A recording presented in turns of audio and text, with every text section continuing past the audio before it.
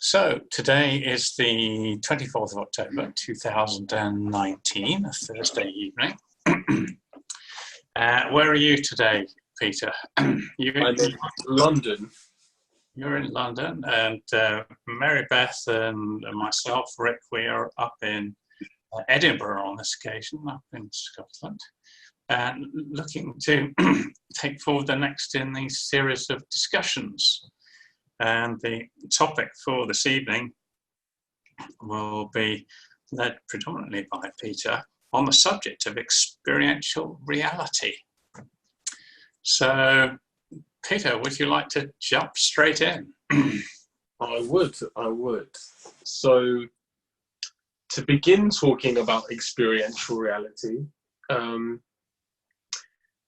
let's talk about material reality, or the process that we usually go from as children, from experiential reality into a material or mental reality, where we grow up and we're really young and we see a tree and we're experiencing this tree and it's this amazing thing, and then an adult or somebody else tells us that's a tree. And then you almost stop seeing the act or experiencing the tree, but you see the mental or the thought tree. And we go by in our whole life, and there's so many, reality is so full and it's so large to be experienced that the way that we utilize our mind or our perception is we turn everything into a utilitarian tool. So you need to know what its purpose is and what its purpose is in relation to you, and then that's the way we mentally maneuver around the world, and that allows us to traverse things. But then we aren't able to necessarily experience other things that are taking place. As we know, there's loads of different spectrums of light that we can't even experience. So I just want to lay that out in the background. And then I'd like to bring in a story. So maybe 2 years ago, or a year and a half ago, or something like this, I heard a teaching.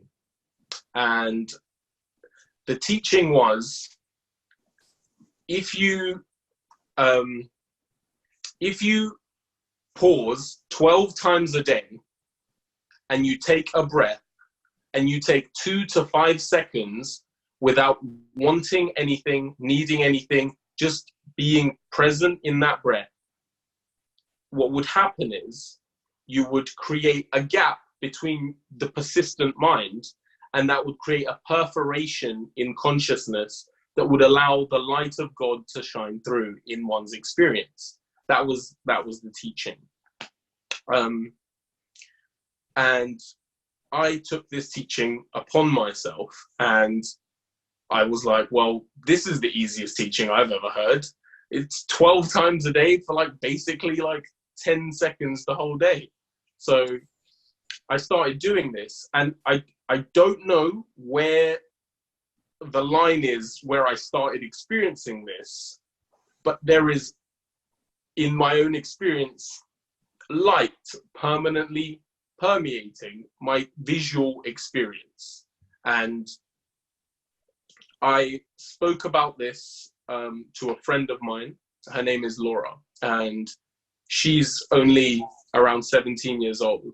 And she was experiencing the same thing, which was a useful reflection, because I wasn't just losing my nuts or hallucinating. And we noticed as well that there was actually times during the day where we almost didn't notice this at all. But the moment you chose to notice it, it would just be there. And if you're constantly noticing it, it just permeates. And if you decide to appreciate it, we found the word appreciate was really useful in that regard. If you appreciate it, it expands, or it increases, or it magnifies. And Laura actually had an experience where she was out in the Bulgarian forest on holiday, and she had an experience looking at the trees, and it sounded like an incredibly psychedelic experience where the trees started to become everything. Like, just, it was just all trees when it's just a forest. And then she had this moment where everything sort of went white, and then she got scared and she came out of this experience. And the reason why I'm explaining all of this is that what we found about this appreciation thing is that this applies to everything, because not only was this happening, and the more we appreciated it, the more it took place, but we actually noticed that the more we appreciated, for example, negative thought patterns, the more they permeated, the more anything is appreciated. And this was the law of attraction in our own experience, like shown to us, which was very useful, because it's in your own experience. And we found that whatever you appreciate, the more you appreciate it, or the more you practice it, the better, the more it permeates, or the better you get at it. And as with all things, the more you practice at anything, the better you get at it. And the other, so I wanted to speak about this visual experience at first. Now I want to speak a bit about sensational experiences that have taken place.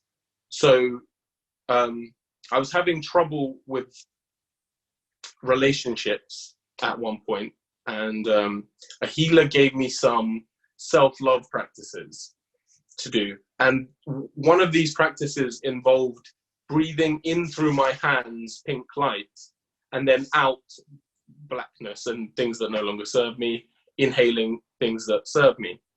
And after doing that a few times, I started to feel a slight tingle in my fingers, and I got a bit obsessed with it. And I started, every time I was at work, when someone would tell me, oh, can you go and get this or something, in between that walking time, I'd be just breathing through my hands. And then I got to the point where now I can just feel it in my hands at all times. And if I put my awareness on breathing out my hands, it gets very there. It's very, yeah.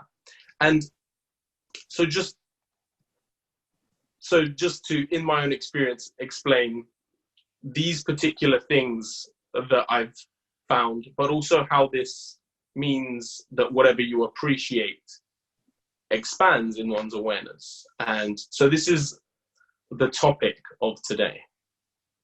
Any thoughts? Fabulous. Well, the first one that I really noticed while you were speaking is the word appreciate.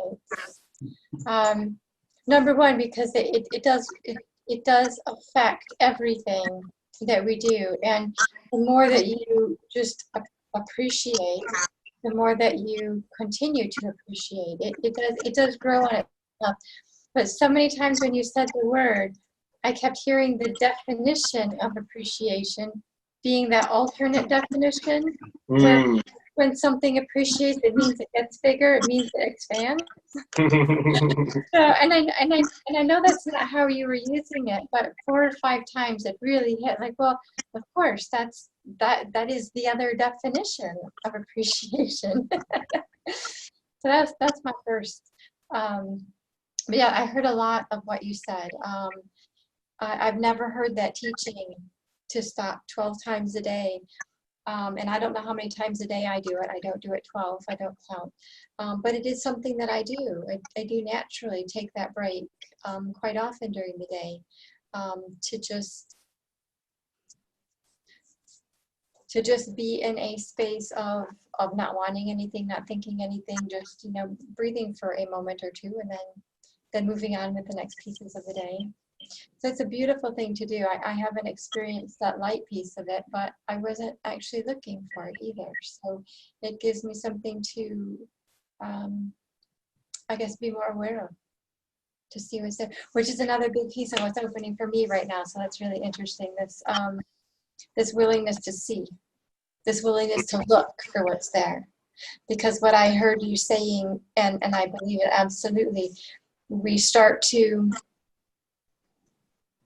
we start to see life the way we expect to see it. It does become practical. It does become focused. We'll just call it focus. And we don't look at what is really there because we're doing whatever we're doing around it.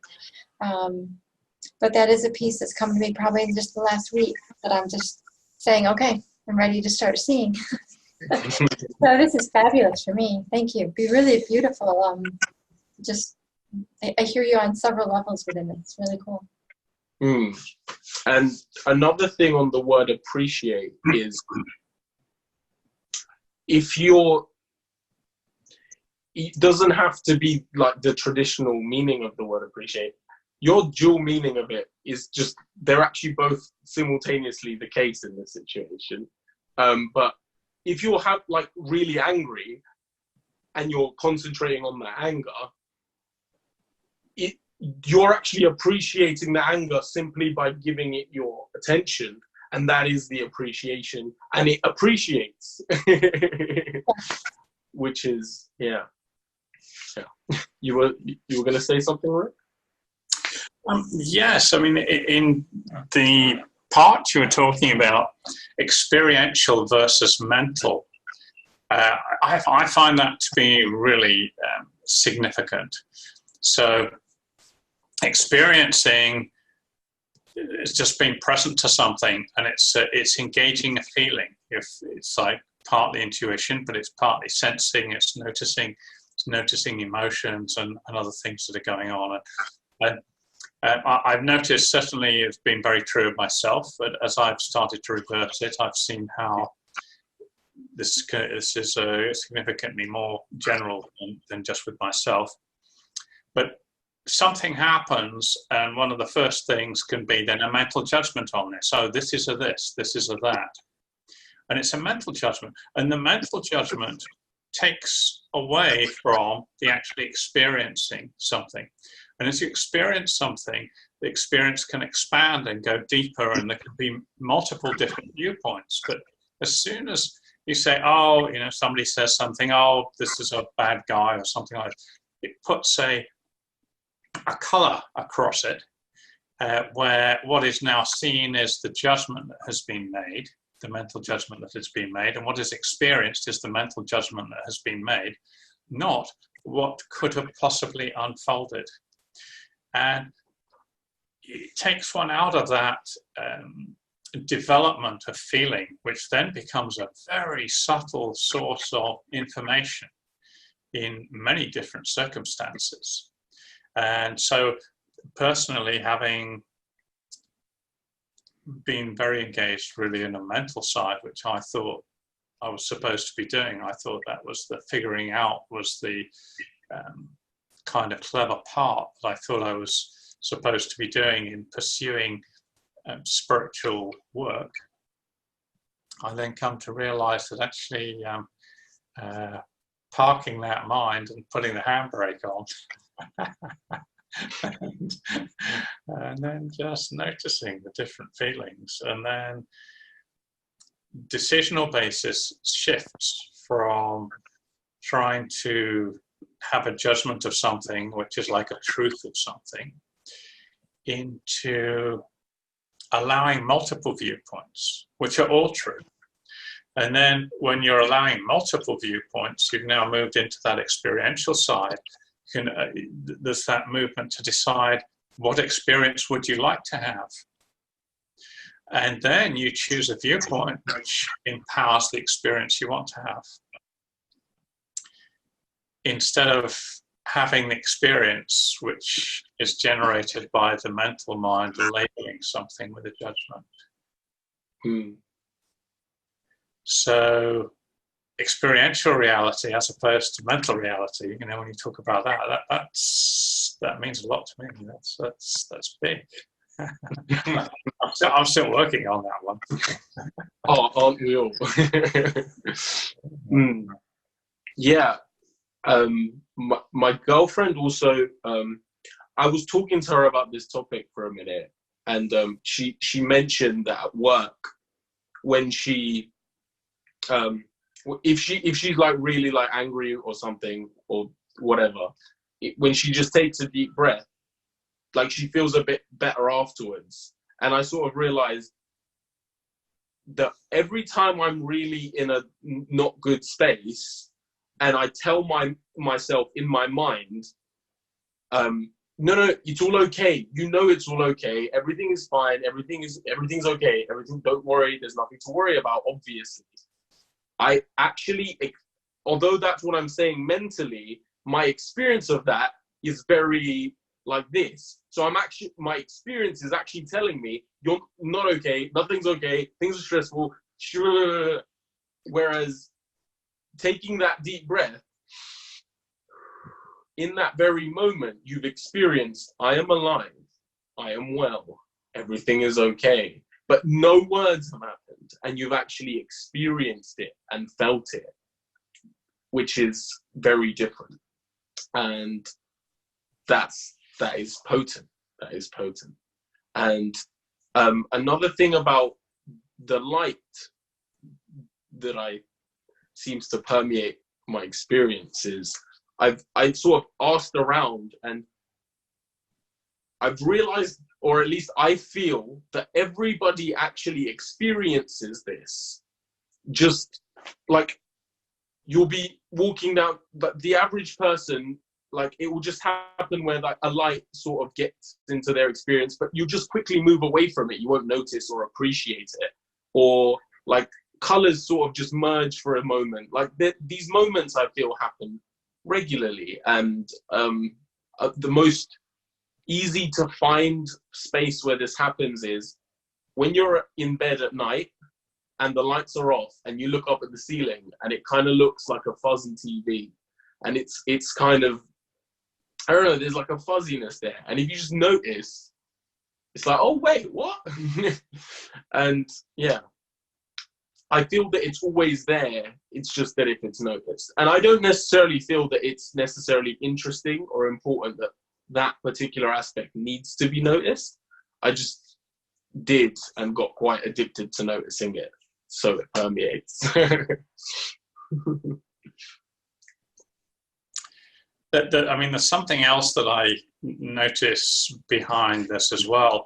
And it partly has to do with what we're considering to be us. You know, what am I? So I may be having some anger. There might be some anger generated, but it's being generated possibly in the mind, or, you know, the mind body. Maybe there's some fear or survival stuff going on with the body structure or whatever. But there's this opportunity for me, instead of identifying as that, oh, it's me that's angry, when I move into this experiential space, I can step back and notice that, oh, there's some anger going on here in this. And it's not an artificial thing. I'm not making an artificial construct of it. I'm literally just stepping back a bit. It's like connecting. You talk about the light, and there's more light in that space. It's like I'm not bound into the center of it and caught in the whole vortex of it, and I've just become it. Instead, I'm noticing it happening within me. Almost like you might notice a certain illness.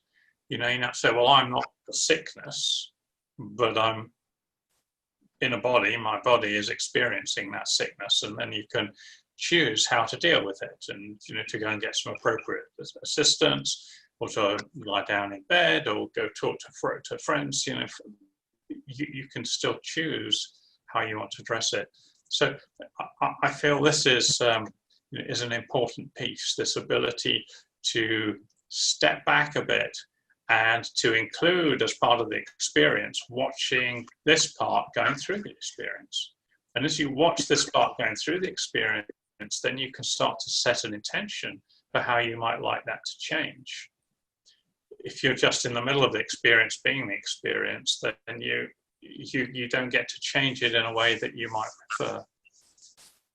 So bringing back this experiential element, this experiential reality, including the experience of being a human being and what that is feeling like, seems to me to empower the ability to set your compass in a direction you'd like to go, and then to have this this mind, this body alter so it can start to deliver experiences that actually you're more deliberately choosing. So there's a difference between that, the choosing, and say reaction. It just been caught in a reaction, saying, "Oh, this is me.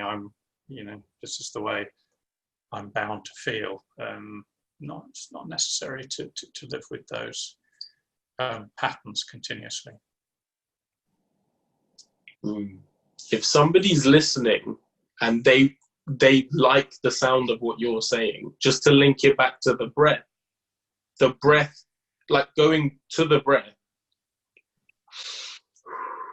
gives you that exact experiential thing, and it creates a space between subject and the person observing and the experience, and it creates that exact experience that you spoke of, and it provides that exact benefit.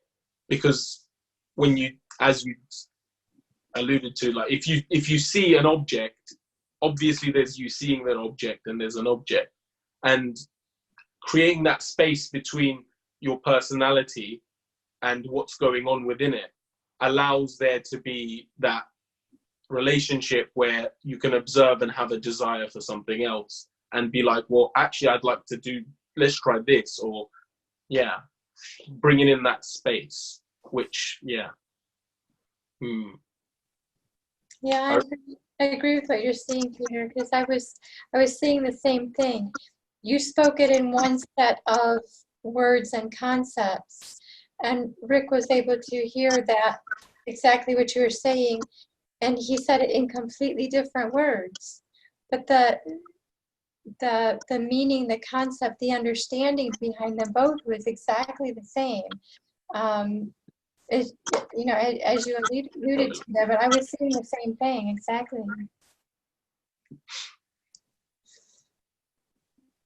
I think there's something more empowering about stepping back into this space as well, because external circumstances you can't necessarily always change. Something is going on, and that might be leading to, say, a response within me towards that. Of perhaps, for instance, I don't like that. I don't like what's going on. And yet, when I can step back slightly from the part of me that's not liking it and look at that, then I can start to work on choosing a different perspective that is more empowering. Perhaps an example helps. You could be in a relationship and the partner isn't behaving in the way that you would like. And so you could then one could get upset about the way that person is behaving. And yet you don't really have control over how that person, they might change, they might not. But the feeling that is happening here, instead of attributing the external source as the cause of that feeling, you say, well, that person's doing something, but why does that need to generate this feeling in me? Because it's not a useful feeling for me. Supposing I could actually respond by laughing at something or being relaxed about something. Now I'm becoming empowered, because things could go wrong.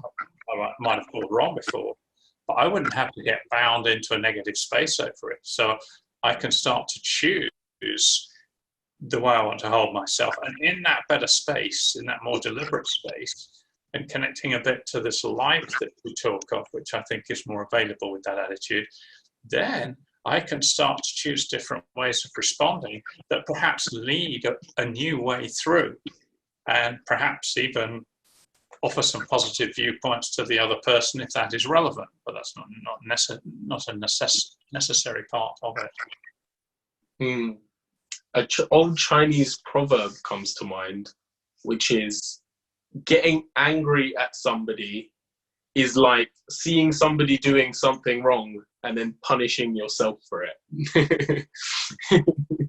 I hear that one. A very good one. I think it might be Lao Tzu. But but the other thing to this as well is with the situation you said about in a relationship, for example, and the other person, also when you not disconnect, but you create some space for yourself, you can in fact just create some space for them as well. and I've noticed in my own experience, when I stop trying to figure out why it's their fault and why I'm right, and I just give them some space and I listen to them and I actually hear them, we talk it through, then a relationship is happening and we both rise out of it. And rather than there being a winner and a loser, there are two people who have risen above this situation and figured it out together, and there's some space that's allowed that to flourish. So yeah. And as you talk and say there was like a winner and a loser, it reminds me that it seems like, oh, well, I want to be the winner, please. But actually, in that circumstance, you're both playing the win-lose game. So and sometimes perhaps you're going to win, sometimes you're going to lose. But the habit of playing that game means that as you continue to engage that kind of game, you're going to either perhaps create yourself more as a winner if you're kind of good at that, but you're going to create more losers out there.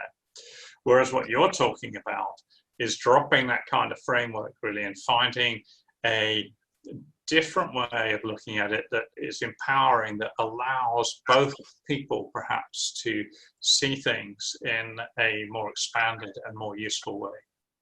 Totally. Because if as you said, you win slightly more games, you're making them feel like a loser, and then you're not in relationship to them, but and you don't want to be in a relationship with a loser anyway. So you want to build each other up, right? So you want to both be winners, but not,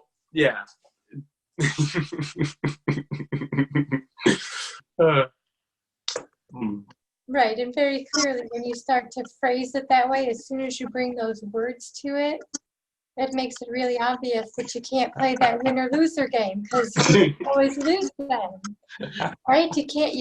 You actually have to step back and step into that relating the way that you're describing that. As soon as you say the words, it becomes so clear.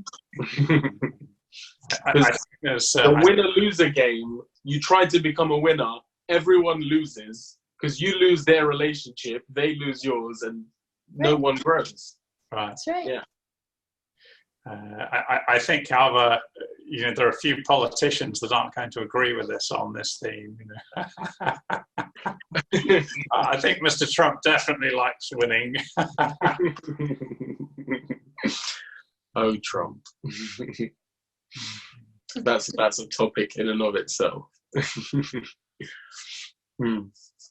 But I don't know why this is coming to mind, but about politics. The left and the right sides of politics are both really good things. Like the right is all about there needs to be structure and order in place, and this is going to create a hierarchy, and you can climb up this hierarchy by becoming more and more competent. And then the trouble with this hierarchy system is that there will be dispossessed people due to this hierarchical structure. And then the left caters to how can we assist those less fortunate. And this is a conversation. Both views are very relevant and always relevant, but they need to be in dialogue. And a lot of politics, they're trying to beat each other, but if one of them wins, they both lose because they need to be in dialogue. And that's why our cultures have flourished so much, because we have this dialogue between these two systems, between these two ideas, and constantly back and forth, push and shove, and that needs to be constantly ongoing. And at the root of that is the sovereignty of the individual within our governing system that's come from, I think, Christian concepts, but it's very, very useful. Totally off topic. Not totally off topic, because what you did right there was you took the concept that you brought in originally that was on a very micro scale, just one person, and you just expanded that out into a macro scale. So it was just another example of the same topic. Thank you. Just another way of saying it, but this one in particular went from micro to macro. And I think that that's one of the ways that we learn, and the way that we learn to bring things forward is to understand that micro and macro always play off each other. You can watch something play out on a large scale, and you can take that and internalize it into the micro. Oh, I understand how that works because I see it playing out in the world. And then you can make it your own, and you can step into it. And it also works the other way. I'll just say it this way. When you see something in the world that you want to change, you start by making that change within yourself. And it really does start to change what is possible in the world when we do that. It's pretty amazing when you start to watch it and really watch it play out. But that's been a powerful tool that I've worked with, is understanding that, I don't know, it's been said in different ways, as above, so below, but the whole micro macro is this, it's the same concept. The way that creation works, when you really get to the foundation of how it works at whatever scale, whatever fractal you're sitting on. Totally. And the teaching of be the change you want to see in the world is eternally useful, because the world is made up of individuals, and if you see things in the world that you don't like the way they are, it's probably because individuals out there are individually making that happen.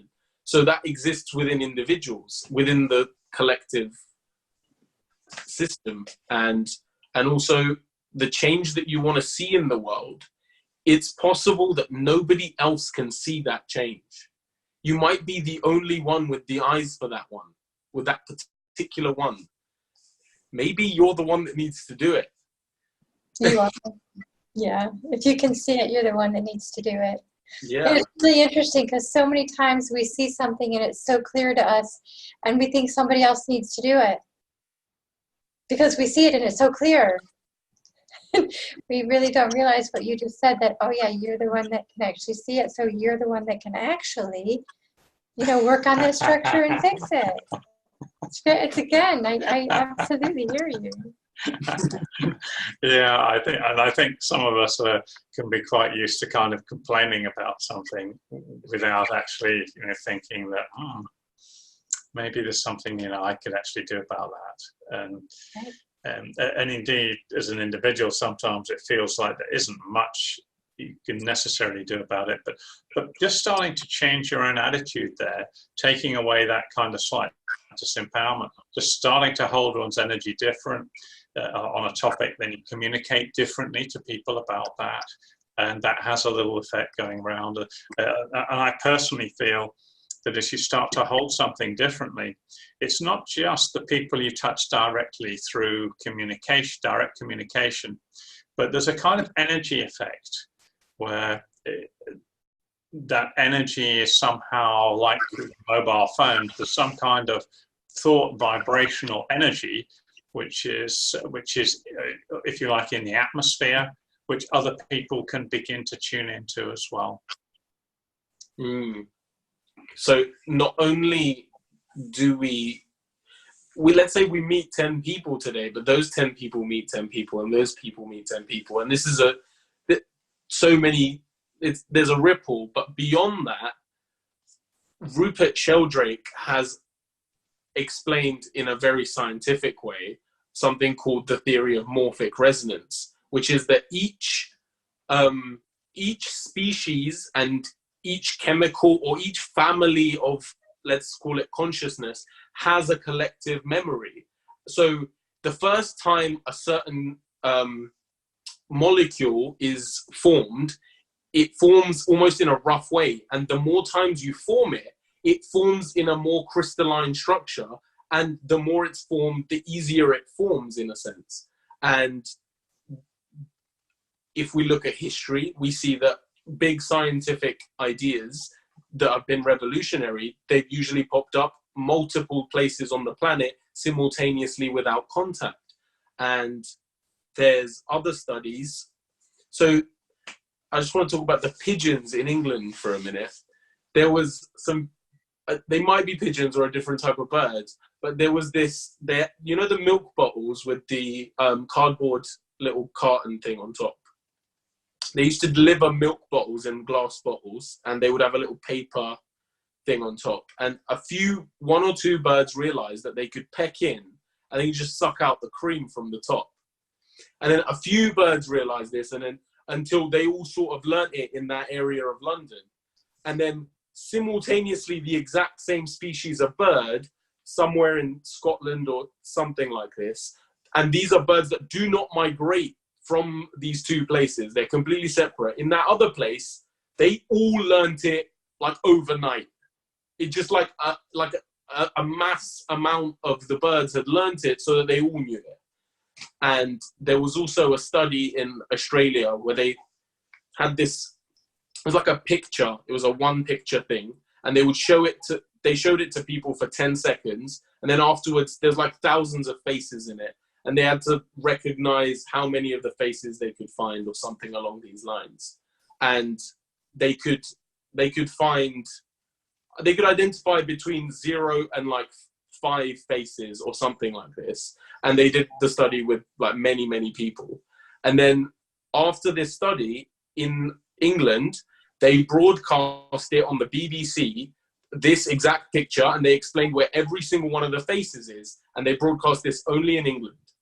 And then they did the study again in Australia, and the average was like 10 to 15 faces, and they were just getting them much quicker. And it was like, it's very interesting. And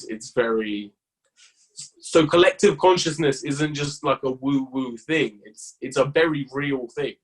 And so when we figure out the solution to a problem, we're not just doing it for ourselves and the people around us, but there's someone who has a similar kind of algorithm, let's call it, and that piece would be easier for them to unlock.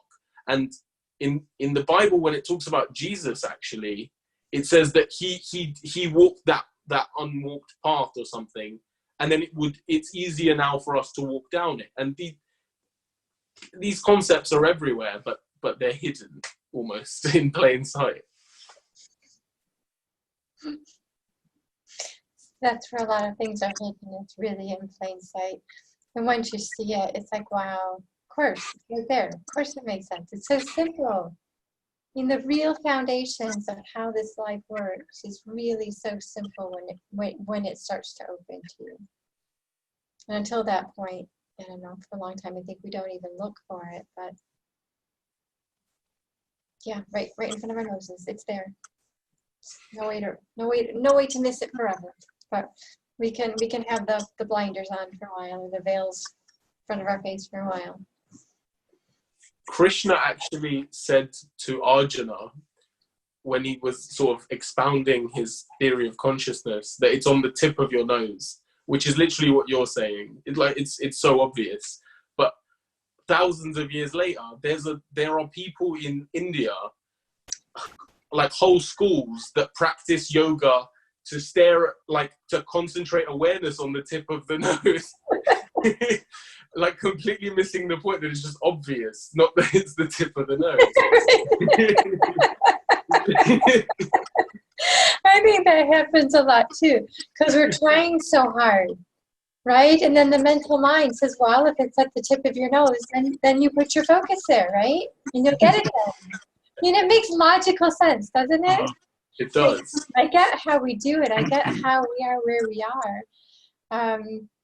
But it does make you laugh sometimes when you can start to see beyond it and see what was really meant as we start to, I guess, wake up again and know these things. I think that's quite a common one, where people will take the literal words of a teacher and try to apply that to a particular circumstance. But the kind of literalness of the interpretation leads to, a certain conclusion about that. And of course, teachers are giving out words, but the words are actually flowing from a wisdom that sits behind it. And it's actually the wisdom that sits behind that is the part that is empowering, because you can then see a new situation or an application of an old tool in a new way and so forth from that wisdom. But many times for teachers or historical teachers, people try to capture just the words and try and take the word meaning and then try and interpret it to the particular, to a particular situation. And then you have an angry God who's keen to stamp out anybody who doesn't behave. And you get in, and everybody becomes a sinner, and everybody's a miserable sufferer, and many interpretations fall out of that. But if you can sit back from the immediate words and tune into that sense of wisdom that's available, as with Sheldrake's morphogenic fields, you're starting to tune into that energy that's a bit behind, then you can get these aha moments where you see a different and more empowering way of looking at it. And then it gets addictive as you start to think, oh, this is fun, looking at things in different ways. And then you can start to choose how you want to respond deliberately. Who do I want? Do I want to be the angry person today? Well, perhaps I do, yes. That would be good fun. but it's not because it's a compulsive reaction. It's now because you step back a bit, then you have choices and you can engage. And in some work that I have done with Marybeth, certainly, and some other work with you as well, and Peter, it's been this principle behind is looking at what would be empowering. So not what is true, because many things can be true, but in the focusing of that, it doesn't necessarily take you where you want to go. Indeed, it can point you directly in the way you don't want to go, the things you don't like. But you can use what you don't like to bring you aware then of the fact that you have a preference for something else. And then if you can relax, like with taking that breath you were talking about, and then start to relax into that something else. And sometimes I find, without actually trying to come up with answers, because I used to try and do that a lot, and then my mental mind would be trying to come up with clever ideas. If I just come up with the question, said, okay, how could this work? And then I stay open, and then I can access perhaps a little bit of the wisdom that one of these great teachers was accessing, and thoughts start to land, which instead of calling them mine, they're more like ideas that are available. And by asking the question, these ideas will start to present themselves to me like a buffet table of choices. And then I can say, oh, that one doesn't taste so good. I'll pass on that, thank you. But that one looks good. Oh, yeah. and that act of tuning into that piece of upliftment, that which is uplifting, has the interesting effect of also expanding one's access to this field of ideas. Whereas I noticed that attracting oneself into, say, the anger, choosing the anger response, tends to close down access to that broader field of ideas. So that's something worth considering. I think asking questions is the simplest way to give anyone access to that broader world, because that is it. You just need to ask questions. Just the asking of the questions allows for an answer to arrive, and it's not like if you just ask your mind anything, like an answer just comes, and where does it come from? Who knows? But it comes. And if you ask yourself, what could I do to change this? Maybe an answer will come. It usually does. And when you ask a question, what you've said is, I don't know the answer to this, and I'm open to finding out. And then your perception is looking out for it, and your subconscious is looking for it, and it will come about. It's like when someone tells you to notice the yellow cars, suddenly they're everywhere. Well, it's the same thing. You're just looking for the answer, so you find it, and it opens that world up, and you can really, it's asking questions is a very simple but brilliant way to do anything. to make any exploration take place. And many geniuses in the past, they all had journals for some reason. But the question is, were they geniuses so they figured out that journals is something that's clever to do? Or is it that a journal was a space in which they could ask questions and have a dialogue with themselves and discover the genius that is within all of us? And just having that dialogue and asking questions and exploring everyone has all these things within themselves, but do they explore them, or are things just happening and we're just lost in the flurry of it? And this exploration really allows for a dialogue, and journals are another way of asking questions and having a dialogue with ourselves, because not everybody can afford a therapist or whatever. But yeah. I like that, and curiosity is another word I like, because that opens that kind of space, and yet it's quite a common construct that I hear people, and sometimes, of course, this is within being with myself as well. So, well, there's either this or there's this. So now you've either got to do that or you've got to do that, you know, or you do that and you've got to either do that and you're a bad guy. You've got a choice of two. It isn't a lot of choice. It's just enough to make it a choice. But as soon as another lovely phrase is, "Oh, I've got no choice." You know, that's another one, isn't it? "Oh, I've got no choice. I've got to do this." You know, but when you step back and you open into that idea space, that curiosity space, and that questioning space, well, would there be other choices?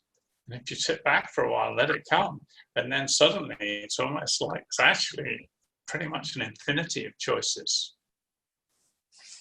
and that can arise in many different ways. And to bring back what you just said, back to the beginning about noticing and appreciating. If you notice this process and you participate in it and you appreciate it by interacting with it, you find that it's easier to appreciate it next time. So the more you ask questions and the more you explore, the more, because at first it feels like almost rigid because the doors are so covered in spider webs. but when you grease them up through use and appreciation, you just get, like with everything, it's a skill, and you practice and you work that muscle out, and you can, and then you might be speaking to somebody who's been doing this for years, and you're just like, this person's just like flashing through with ideas. Where are they coming from? And it's like, this is impossible for me.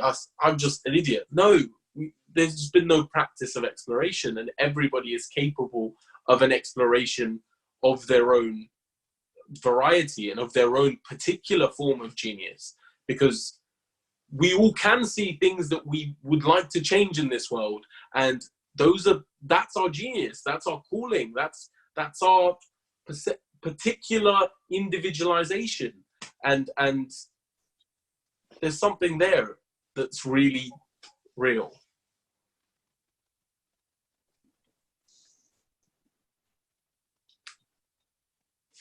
It's yeah.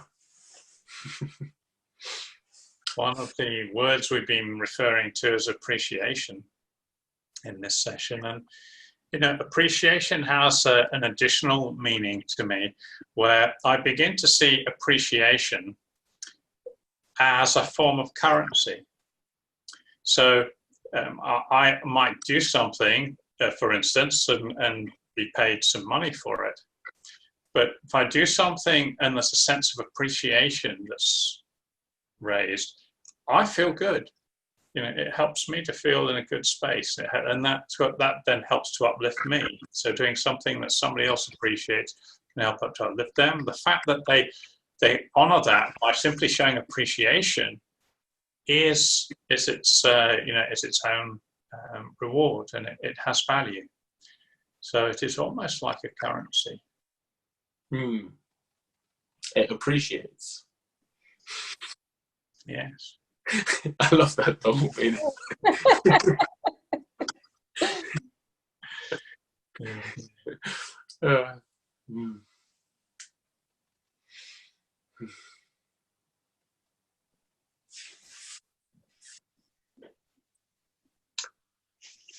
do we feel that nothing else is coming through? Should we complete the session, or? I feel like it's a good place to complete it. There are several threads that can come out of it, but I feel like all of them are bigger threads, and I think this is a really good piece for tonight that we've done. The bigger threads that are almost the topic in and of themselves. Yeah, well, so the same thing like what we did, the last time we got together. So many things connect, and it can take you, from one topic to another topic so easily, but they all do really connect. They're all really saying the same thing. But this one was fascinating. What I got to, I don't know, just a couple minutes ago, I'm not even gonna remember exactly what you were saying, but the way, it might have even been the way both of you were saying it, but it took me back to the very beginning of what you said. I felt like we had just come full cycle in the way this was being described, at this point in the conversation, took me back to the tree at the beginning. And when you don't have curiosity and you just label something as a tree, you're not asking any questions. You just see the tree and it's just that. But when you step back into this experiential reality that you're talking about, where you start to open up that creativity and, well, what is this? What else could it mean? What else, what else could I see when I look at it? It's really, to me, it just came back full cycle. And I know it was a completely different way to say it, but it took me all the way back to the beginning, which to me felt like we had really hit a beautiful completion on this topic for tonight anyway. I love how many times we can say the same thing in a different way. It's very fun. Yeah. Very fun. Well, thank you both for this conversation. And thank you for bringing this to us. It's been fabulous tonight. Thank you, I really Peter. have enjoyed. Yeah, really good. Really good.